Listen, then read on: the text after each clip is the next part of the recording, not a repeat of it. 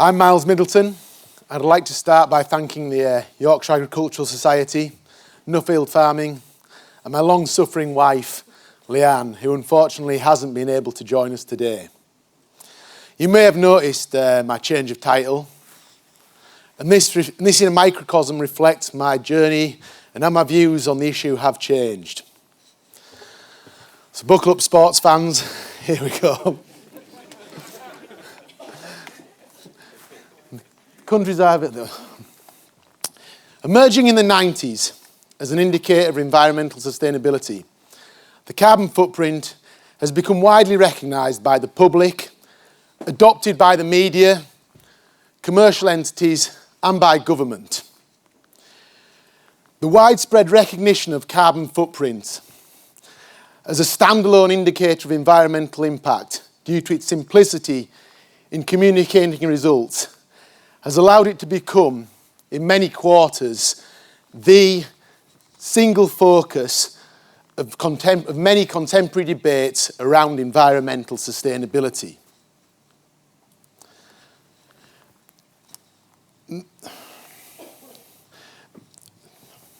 Based on the science of life cycle analysis, footprints seek to express environmental impact of products from a life cycle perspective, encompassing the upstream impacts of all the components and resources used throughout the entire supply line. As many of you are aware, there are numerous programs and calculators for estimating carbon footprint. However, as many of you realise, they all produce slightly differing outputs despite comparable input data. So why is this? And how is this? Life cycle analysis was internationally standardised by the ISO in 2006.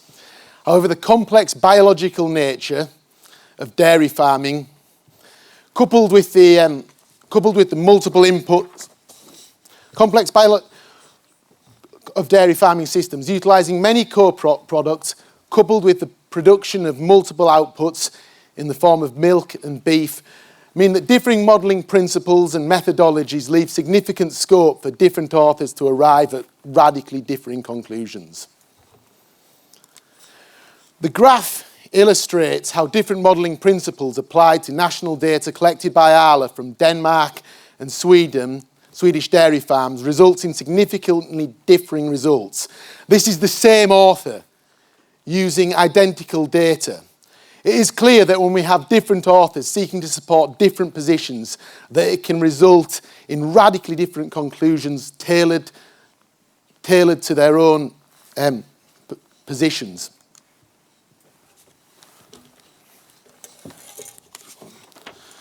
The handling of co-products is one of the most debated and unresolved issues surrounding life cycle analysis in the agri-food sectors.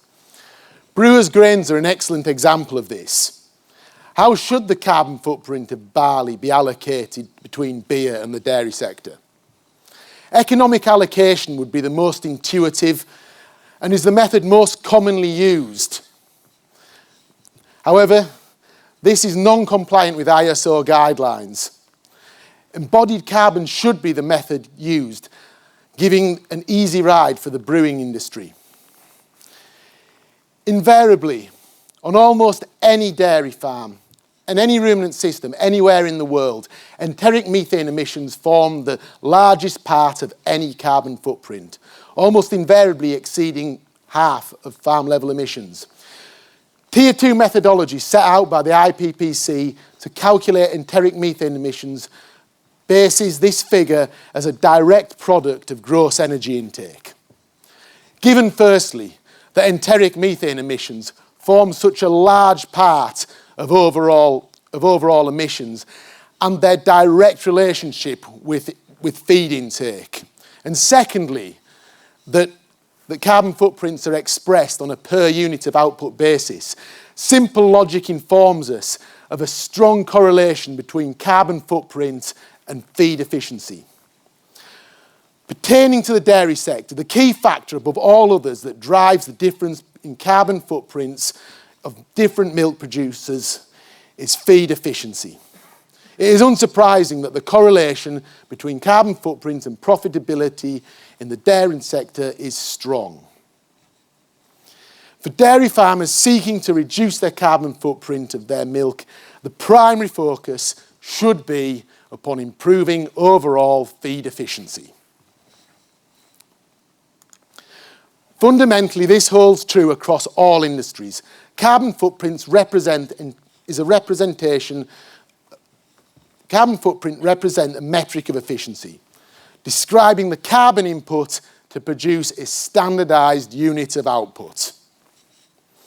These are farms in the Arizona desert. Grown under irrigation, these farms grow exceptional quality GM maize, very consistently and highly digestible. Coupled with their scale, this is a key factor in making these farms exceptionally efficient. But the aquifers that feed the irrigation will run out in around 25 years. The investment to build these farms is set up over 25 years, and once the water is gone, the farms will move on, returning the area to desert. Despite world-beating carbon footprints, by any conventional metric of sustainability, these farms are entirely unsustainable. While efficiency and sustainability may not be concepts diametrically opposed, the two should not be conflated. When asked to define sustainability within the dairy sector, industry stakeholders largely converged on a set of overarching principles that should describe and characterise a resilient and sustainable dairy sector. These themes describe agricultural systems that can continue in perpetuity without eroding the natural or social capital upon which they and wider society depend upon to function. Natural capital has been described and defined as encompassing soil health, clean water, and biosphere integrity. Erosion of any one of these resources ultimately renders a system unsustainable. Soil health is defined as the capacity of soil to function as a living system that sustains biological productivity, maintains environmental integrity, and promotes plant, animal, and human health. Soil health cannot be directly measured, and thus quantifying the health of a soil is not straightforward. Soil organic carbon is a measure of soil health frequently discussed within the scientific and grey literature. However, this reveals the reductionist and myopic way in which we view sustainability through the prism of net zero. Healthy soil supports a healthy ecosystem. It is not an inert substrate into which we seek to stuff carbon, to generate credits, to facilitate green ticks on the packaging of consumer goods.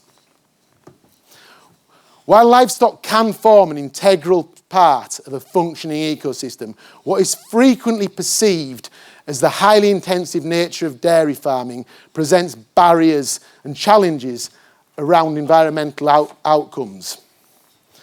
Effectively, the function of any livestock system is to turn low quality, low value nitrogen compounds into high quality, high value protein products digestible by humans. However, all livestock systems are limited to some degree in their ability to capture these nutrients due to the inherent inefficiencies of the metabolism of both the plants and the animals that consume them, leading unavoidably to losses into the environment. The biological efficiency of dairy versus red meat systems means that it is economic to pursue marginal production well beyond a point that would be economic in a beef system.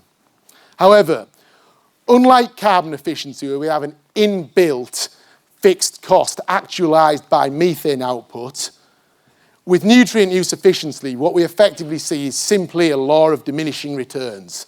Thus, in high input systems, nutrient use efficiency can be very low, leading to very high nutrient surpluses. Nowhere is this issue more pertinent than in the Netherlands.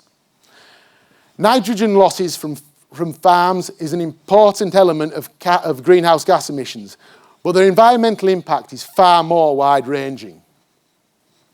While small nutrient surpluses form an integral part in a functioning ecosystem, the very high surpluses of nitrogen and phosphate, typical of intensive dairy systems, represent a high risk of eutrophication and damage to the integrity of the biosphere. Since the Second World War, agriculture has seen a seismic and ever-accelerating shift towards larger, higher-yielding, more specialised farming systems with far greater dependency on purchased inputs, non-renewable resources and capital assets. It has been accompanied by market consolidation, both upstream and downstream of the farmer. Labour practices, advancements in technology has allowed the expanding scale of modern dairy farming. By many measures, including that of carbon footprint, these changes have driven improved efficiency. But we have created an agricultural industry dependent on red diesel, chemical fertiliser, grain surpluses and debt. And while our grandparents held social aversion to any form of debt, today many farmers rely on their overdraft simply to allow them to feed their cattle. This is a situation mirrored throughout society. But who ultimately benefits from all this debt? I spent 2 weeks in Pennsylvania, well known for its Amish and Mennonite communities. I stayed with Ken Harbaker, a dairy farmer, cheesemaker, and Mennonite preacher. As I reflect on the perspectives he and many others in Pennsylvania had, it has changed my perspectives on many things. Healthy ecosystems, farm livelihoods and functioning rural communities are integral to wider food security. While strategies around the sustainable intensification seek to maximise the productivity while managing narrowly defined environmental impacts, these endeavours frequently rely on capital-intensive solutions that can exacerbate social and environmental vulnerabilities, consolidate production, and concentrate power within the hands of those who define the metrics. Sustainability is about the long run. It's about time periods that span generations, not investment cycles. It's about resilience far more than it's about efficiency. And in my view, resilience should be viewed as the adaptive capacity of agricultural systems to respond to climatic, environmental and economic challenges. In a world of changing climate, leading to global political uncertainty, how resilient is our food production? How resilient is our society? How resilient are our banks and how resilient is our currency? Because the only thing that gives currency any value are the goods and services for which it can be exchanged. People don't believe that they can exchange currency for food to feed their children. It has no value. Fiat currency, fractional reserve banking and debt drive a world of continually expanding currencies. This depends on continually expanding consumption. Modern monetary theory is a system that only works given perpetual growth and unabated consumption. Carbon footprints and a focus around carbon form a system that permits unabated expansion of aggregate consumption. It is a metric more concerned with the preservation of financial institutions, fiat currency and commercial interests than it is about the preservation of natural capital per se. We may achieve net zero, but do absolutely nothing to address the underlying issues of sustainability facing our industry.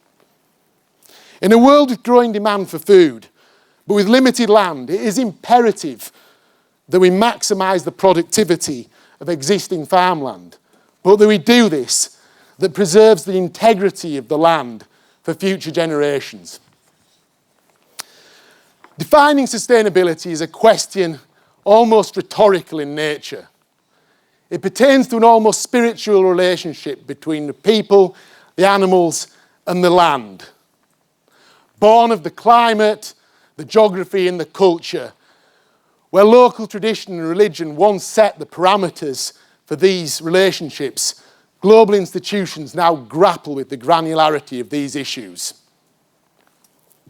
With respect to agriculture, the use of carbon footprints as a primary gauge of sustainability has profound limitations. Thank you.